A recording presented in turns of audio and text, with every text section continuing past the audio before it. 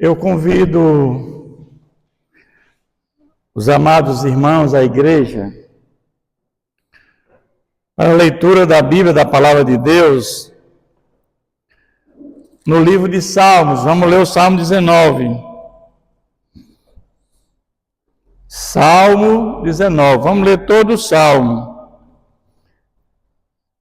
Eu peço que os irmãos mantenham as suas Bíblias abertas. Vamos fazer um sermão expositivo.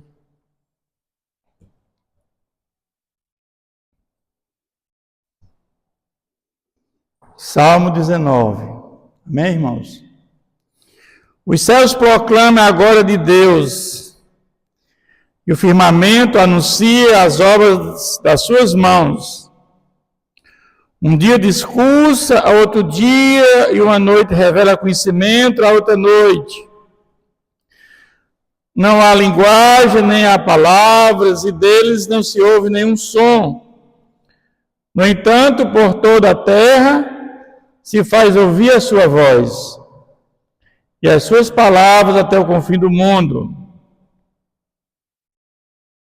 Aí por uma tenda para o sol, o qual como noivo que sai dos seus aposentos, se regozija como herói, a percorrer o seu caminho, principia numa extremidade dos céus até a outra e vai o seu percurso e nada refoge o seu calor.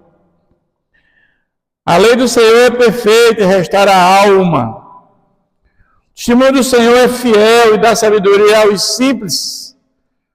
Os preceitos do Senhor são retos e alegram o coração. O mandamento do Senhor é puro e ilumina os olhos. O temor do Senhor é límpido e permanece para sempre. Os juízos do Senhor são verdadeiros e todos igualmente justos. Não são mais desejáveis do que o ouro, mais do que muito ouro depurado, e são mais doces do que o mel e o destilado dos favos. Além disso, por ele se amoesta o teu servo, em guardar a grande recompensa que possa discernir as próprias faltas. Absolve-me das que me são ocultas, também da soberba, aguarda o teu servo, que ela não te domine, então serei irrepreensível e ficarei livre de grande transgressão. As palavras dos meus lábios e o meditar do meu coração sejam agradáveis à tua presença. Senhor, rocha minha e redentor meu. Eu quero, meus irmãos, à luz desse texto, tratar do seguinte tema: escute a voz de Deus.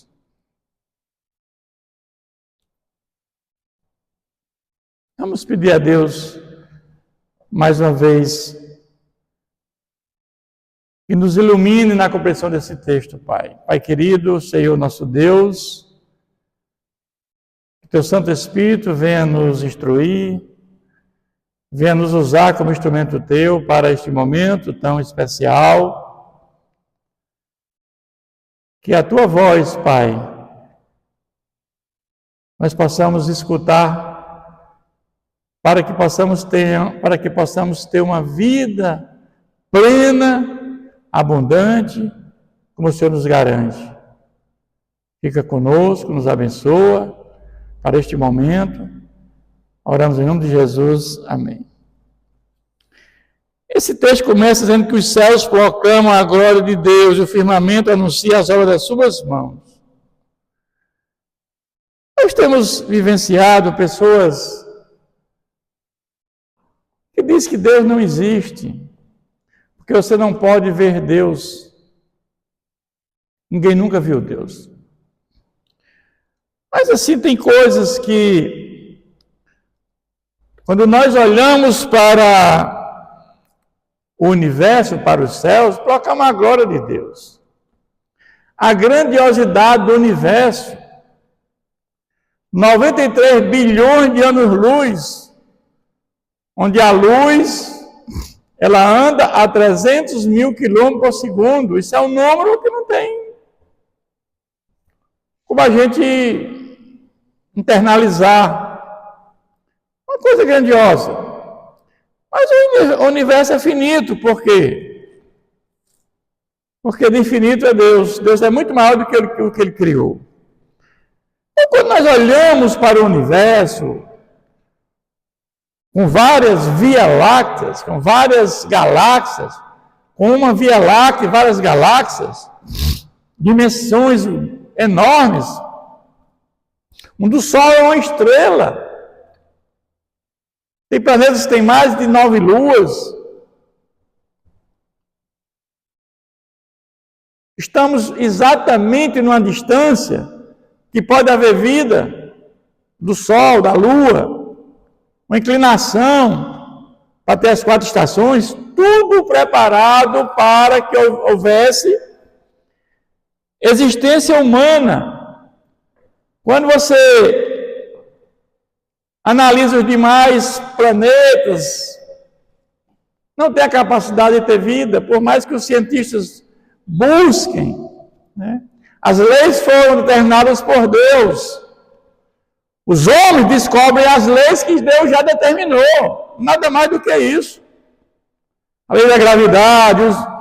Você tem uma terra solta no espaço que não cai por conta de uma força gravitacional com o Sol. De uma massa de um com a massa de outro. Girando a 110 mil quilômetros por hora em redor do Sol. Nós temos que entender que isso é obra de um Criador, é obra de um ser poderoso, que é o nosso Deus. Tivemos muitas pessoas que falavam bem, que falaram, pessoas eloquentes, mas a palavra mais forte, não teve ninguém que teve a palavra tão forte como a palavra que supera a palavra de Deus, que através da sua palavra, Ele fez tudo o que há no universo. Então, se Deus falou e tudo foi criado, nós devemos escutar a voz de Deus, meu irmão. Porque Ele é o Deus poderoso, é o Deus que criou todas as coisas, criou a nós, seres humanos. Esse salmo, ele trata da poderosa voz de Deus. Esse salmo, ele usa a criação para nos refletir, para nos inspirar, para nos dar a segurança, a certeza.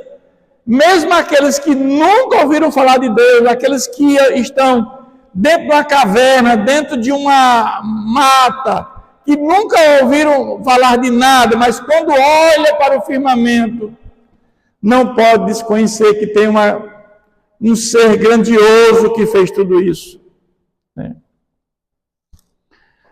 Essa criação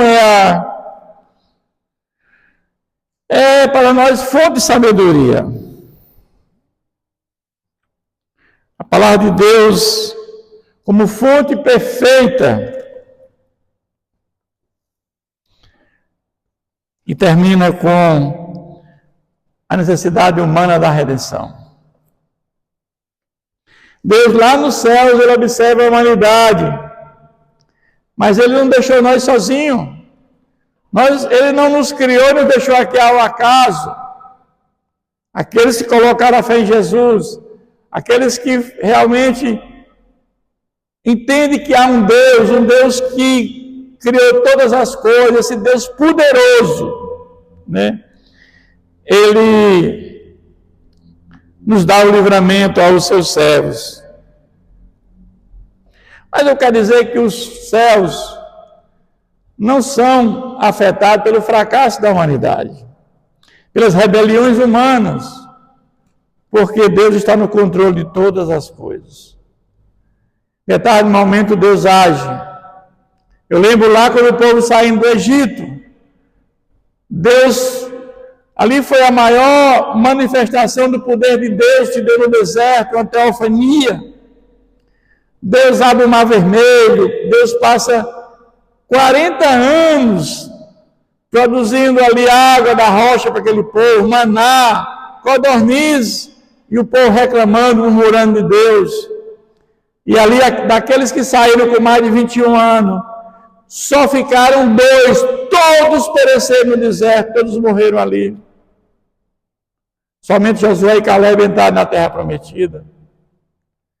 Então, para provar que Deus está no controle de todas as coisas, quando o povo estava murmurando, Deus manda cobras para picar o povo, e aí eles correm para Moisés e Moisés ora a Deus e Deus disse: levanta a serpente de bronze e quem olhar será curado. Isso aconteceu.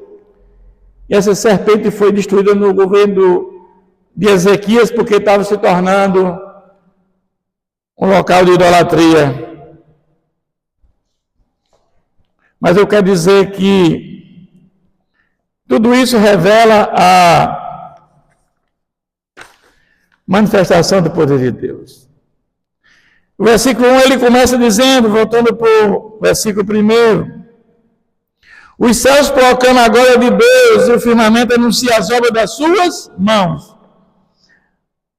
A glória de Deus se refere ao esplendor ou à presença manifesta do Criador que se refere com o seu poder. Como eu falei, os céus, o universo, são 93 bilhões de anos-luz. Lá em Gênesis, quando o capítulo 1, versículo 1, diz que no princípio, o que é que existia no princípio, irmão? Nada. Somente a Trindade, Pai, Filho e Espírito Santo.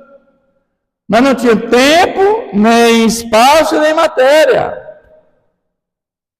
Somente a Trindade. E esse mundo não foi obra do acaso. Esse mundo não foi obra da espontaneidade, não foi obra da evolução de anos, da evolução cósmica, ou da explosão do Big Bang. São falácias que não têm comprovação científica.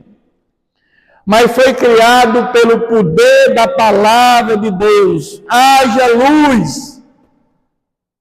E Deus foi organizando as coisas no segundo dia, água e atmosfera, terceiro dia, terra e vegetação. Deus foi arrumando a casa. No quarto dia ele criou os luzeiros. No quinto dia, os animais aquáticos e as aves. E no sexto dia, nós e os seres, os animais terrestres. Mas, enquanto a ciência diz que o mundo tem bilhões e bilhões de anos, e quando nós olhamos a palavra de Deus, e nós olhamos para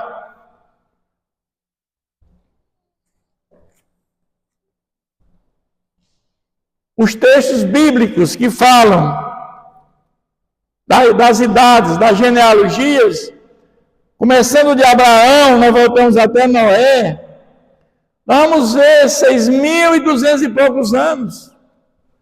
Aliás, 4.200 e poucos anos, com 2.000 anos de Jesus. Vamos ver que não tem mais do que isso na palavra de Deus, são 6.000 e poucos anos. Como é que nós sabemos a nossa idade? Nós temos um papel que diz a nossa idade, mas tem testemunha. Nossos pais que foram ao cartório e registraram, eu tenho um papel e tenho um testemunho. E a Bíblia tem um papel aqui dizendo, olha, eu tenho um papel que dizendo aqui as datas, as evoluções, as gerações, e vamos de Abraão, ano 2000 para trás, chegando até Adão, das gerações sucessivas. Temos a palavra, o papel e as testemunhas. Então, eu não tenho nem dúvida que os cientistas cristãos entendem que nós temos uma terra jovem e uma criação uma terra jovem e um criacionismo jovem. Nós somos jovens. Por mais que a ciência venha dizer que tem bilhões e bilhões de anos, não há comprovação disso. Então, os atributos de Deus podem ser vistos pela criação. Deus é onipresente, onipotente, onisciente. Deus não tem princípio nem fim. Deus é eterno, Deus é imutável. Tudo isso nós observamos nesse versículo primeiro. Os céus proclamam a glória de Deus e o firmamento anuncia as obras das suas mãos. Um dia discursa, outro, uma noite revela conhecimento, a outra noite. Ele está dizendo aqui que Deus fala conosco todo dia. Cada amanhecer, cada entardecer é diferente. Quando você olha o universo, cada manhã, cada anoitecer, cada entardecer, quando você olha é diferente. O nascer do sol, o pôr do sol, não é igual todo dia. É isso que ele está falando aqui. Não há linguagem, nem há palavras, e deles não se ouve nenhum som. No entanto, por toda a terra se faz ouvir a sua voz e as suas palavras até os confins do mundo. A sabedoria de Deus não precisa ser expressa em palavras, porque por meio da criação ela é vista, sentida e experimentada. É que eu pergunto, né? Quando o ateu, o agnóstico, diz que Deus pode existir ou pode não existir. Para o ateu, Deus não existe. Mas aí, às vezes eu pergunto, nós sentimos, a gente vê o frio? Não, mas sentimos o frio. Nós vemos o vento? Não, mas nós vemos o que o vento faz. A mesma coisa, irmãos. Deus é visto antes de ser ouvido. Todos têm acesso a essa revelação. Mas ele vai dizer aqui que o qual, como noivo que sai dos seus aposentos, se regozija como herói, a percorrer o seu caminho, principia numa extremidade dos céus e até outra vai o seu percurso, e nada refoge do seu calor. Deus escolhe o sol para nos manifestar a sua glória, porque ele todo dia faz um percurso, ele não se cansa, não tira férias, né? E se não existisse o sol, como é que haveria vida na terra? Porque o sol é que dá luz à lua, a lua não tem brilho próprio. É através do sol que nós vamos ter a luz, vamos ter fotossíntese para que as plantas existam e produzam para a nossa alimentação. Então, tudo isso são coisas, né, que nós olhamos e vimos que são coisas que Deus fez para que pudesse esse planeta ser habitado. Não há discurso nem linguagem que não se ouça a sua voz. O sol faz parte da criação de Deus, mas como muitos atuaram naquela época, na antiguidade, entendiam que o sol era uma divindade, era um Deus, né? Como acreditavam os povos de outras nações. Mas não tem nada a ver, meu irmão. O sol é uma criação do nosso Deus. Quando na Idade Média, aqueles homens estudiosos, como Nicolau Porpério e Galileu, afirmavam que a Terra girava em torno do Sol. Eles tiveram que negar por conta da Inquisição, porque o entendimento é que o Sol é que girava e a Terra era fixa. Mesma coisa que esses homens negaram, Paulo condenou Israel por falta de receptividade a Jesus Cristo. Quando Paulo pregava nas sinagogas, Paulo inteligentemente, ele falava sobre o que Jesus veio fazer, o plano de salvação para toda a humanidade. Mas ele usava a Tanakh, o Antigo Testamento, que tem mais de 150 profecias, para dizer, esse que eu estou falando são esses aqui que está no Antigo Testamento, que é o Messias prometido que viria. A lei do Senhor é perfeita e restaura a alma. O testemunho do Senhor é fiel e dá sabedoria aos simples. Os preceitos do Senhor são retos e alegra o coração. O mandamento do Senhor é puro e ilumina os olhos. O temor do Senhor é límpido e permanece para sempre. Ou seja, a lei de Deus para os homens humanos revela o caráter de sua sabedoria. A lei é perfeita, não tem erro, é equívoco, infalível, inerrante, não precisa de atualização. Mas nós sabemos que a lei não salva ninguém. Nós sabemos que a lei, ela foi cumprida na figura de Jesus. Agora, a lei é boa? Ela é perfeita. E as leis, quando Deus criou a natureza, são perfeitas. É por isso que a ciência, ela tanto estuda para desvendar os mistérios da criação de Deus. Mas eles chegam apenas às conclusões das leis que foi o próprio Deus que criou. Lei da termodinâmica, lei da gravitação, não foram os cientistas que criaram.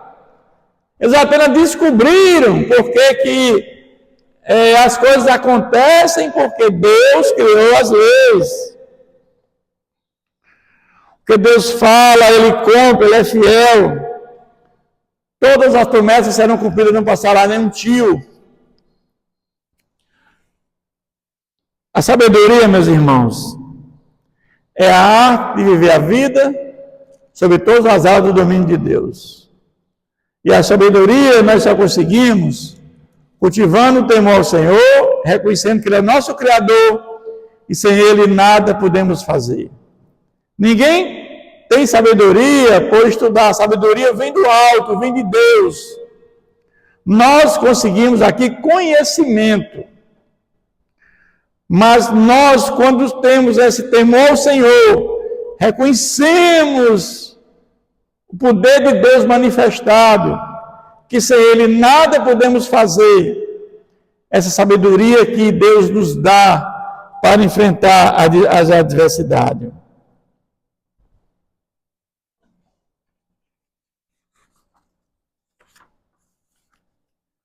E ele vai dizer agora, no versículo 8, os preceitos do Senhor são retos e alegra o coração. Alegra o coração, felizes aqueles que conhecem a Deus. Olha só o que ele diz, os preceitos do Senhor são retos e alegra o coração, os mandamentos do Senhor é puro e ilumina os olhos. A palavra purifica e ilumina os nossos olhos. Nós sabemos que o novo nascimento, a regeneração, ela é produzida em nós pela palavra de Deus e pelo Espírito Santo. E quando não vemos a saída para os problemas, de repente a palavra dá uma solução para um problema insolúvel. Quanto mais nós lemos a palavra de Deus, mais enxergamos aquilo que fizemos e que não considerávamos pecados. Porque você agora tem conhecimento da palavra de Deus. E você não tinha a noção daquilo que você estava fazendo era pecado. Mas, quando nós conhecemos a palavra, e quando nós entendemos isso, somos nós que conhecemos a palavra, são os que mais oramos e pedimos perdão ao nosso Deus. O temor ao Senhor é límpido e permanece para sempre. Os juízos do Senhor são verdadeiros e todos igualmente justos. Versículo 9. Muitas correntes filosóficas surgiram. E aí estão surgindo ao longo do tempo, né? Ao longo da história. Mas todos entraram em colapso, meu irmão. porque eles se perderam no tempo, mas a Bíblia é eterna. É um livro que passou mais de quase 1.500 anos para ser concluído.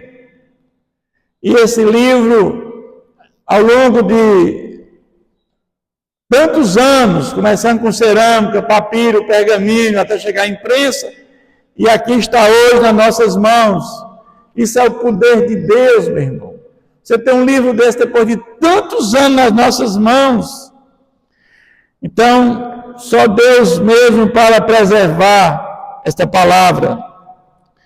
São mais desejáveis do que o ouro, essa palavra, mas mais do que muito ouro depurado, e são mais doces do que o mel destilado seus favos de mel. Ou seja, aqui são duas coisas que ele fala, a riqueza e o alimento, né? Porque ele fala, né, do ouro e do mel, são coisas de alimento, mas a palavra de Deus é melhor do que riqueza e do que alimento. Homens sem Deus não encontraram o sentido da vida. Quantas pessoas na face da terra não têm Deus no seu coração, mas levaram uma vida que a importância era apenas o valor temporal. E aí elas partiram para não ter mais vontade de viver. Suicídio, destruição, guerras. Somente a palavra de Deus dá sentido à vida. Quantas pessoas têm um vazio dentro delas, e esse vazio é exatamente a falta de Deus. Muitas vezes você vê uma casa humilde, mas a casa humilde, a mesa se torna um banquete. E a casa de uma pessoa rica, um ambiente pesado, um clima de guerra, porque não tem a palavra de Deus. Então, meus irmãos, a instrução de Deus é preciosa e agradável, ela alimenta a nossa alma interior. O versículo 11 e 12 diz: além disso, por ela se admoesta o teu servo, em nos guardar a grande recompensa. Quem há que possa discernir as próprias faltas, absolve das que são ocultas. A palavra de Deus tem o poder de desvendar os nossos pecados ocultos. Pela compreensão da palavra, o cuidado com a prática de vida. As pessoas que conhecem a palavra de Deus são as que mais se humilham perante a Deus. Porque Deus é revelando tudo e Ele afasta você do pecado. Então, as pessoas que mais conhecem a Deus são as que mais se humilham perante Ele, porque eles têm consciência agora do que fizeram. E o salmista agora, ele conhece as nossas imperfeições. Então ele diz: se entrega ao Senhor e ora para que Ele permaneça fiel. O versículo 3 vai nos dizer: também da soberba guarda o teu servo, para que ele não me domine, então serei irrepreensível e ficarei livre da grande transgressão. Meus irmãos, é muito difícil uma pessoa orgulhosa ser salva. Porque o orgulho visita o coração, fica um coração endurecido. Ou seja, o orgulho visitou um anjo e ele se tornou demônio. O orgulho, ele quis ser maior do que Deus, ele quis ser superior a Deus. O orgulho leva a isso. O orgulho leva à vaidade. O indivíduo comete pecados intencionais, age como uma pessoa, atitude arrogante. E o grande pecado é a rebeldia. No Sermão do Monte, Jesus diz: bem-aventurados os mansos, bem-aventurados os pobres de espírito, porque herdarão a terra. É no sentido que nós somos pobres de espírito, aqueles que realmente entendem que dependem de Deus, que sem Deus nada podem fazer. Porque essa vida aqui é passageira, né? Esse valor material Você pode ter uma fortuna incalculável, mas se de repente você recebe a notícia que você tem um dia de vida, ou poucas horas de vida, e aí, que adianta o homem ganhar o mundo inteiro e perder a sua alma? Cuidado com o orgulho e a soberba. Ou então você muitas vezes, até homens de Deus, eu sou homem de palavra, eu sou homem que cura, eu sou homem de oração. Mas não, meu irmão, tudo que nós temos foi Deus que deu. Portanto, muito cuidado. Como Paulo fez. Paulo plantou muitas igrejas. Paulo foi o maior missionário da história. Paulo curou muitas pessoas, filhas. Paulo ressuscitou Eutico. Paulo sofreu pelo evangelho, apedrejado. Paulo sofreu naufrágio. Paulo foi chicoteado. Paulo sofreu muito por conta do evangelho, cadeia, prisões. Mas Paulo em nenhum momento disse, eu fiz. Paulo, quando vai mostrar aos povos, as pessoas dizem, olha o que Deus fez. As palavras dos meus lábios e o meditar do meu coração sejam agradáveis na tua presença, Senhor, rocha minha e redentor meu. Versículo 14. As palavras da minha boca e a meditação do meu coração. O salmista aqui deseja agradecer a Deus em tudo que diz e pensa. E eu quero concluir dizendo, cuidado com aquilo que aparentamos ser, meus irmãos. Sonda-me, ó Deus, trazer escondido aquilo que nós não imaginamos. Eu não quero impressionar as pessoas, eu quero impressionar Deus. Quando você faz alguma coisa na sua vida, você vai entender, meus irmãos, que você faz por Deus, não pelas pessoas. Que as nossas palavras sejam agradáveis a Deus. Ele sai do campo da revelação de Deus para o Deus da revelação. Ele é o nosso Redentor. Ele quer que tenhamos experiências pessoais com Deus. Meus irmãos, esse texto é muito rico porque ele nos mostra, meus irmãos, a questão da escutar a voz de Deus. E eu quero agora, meus irmãos, nesse exato momento,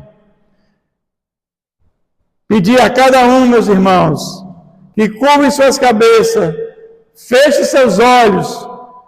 Vamos mais uma vez agradecer a Deus por este momento. Senhor, nosso Deus e Pai, Deus de bondade e misericórdia, Deus, Criador de todas as coisas, Pai, como é bom saber que temos esse Deus maravilhoso, esse Deus que cuida de nós, que se importa conosco, esse Deus que, pelo poder da palavra, Pai, criou tudo que há no universo. Então, Pai querido, nós somos gratos, Senhor, porque temos a Ti. E a Tua palavra, Pai, ela é forte, é poderosa, e que nós devemos escutar a Tua voz, Pai querido. Obrigado por tudo, Pai. Fica conosco, Pai, nos abençoa. Em nome de Jesus, amém.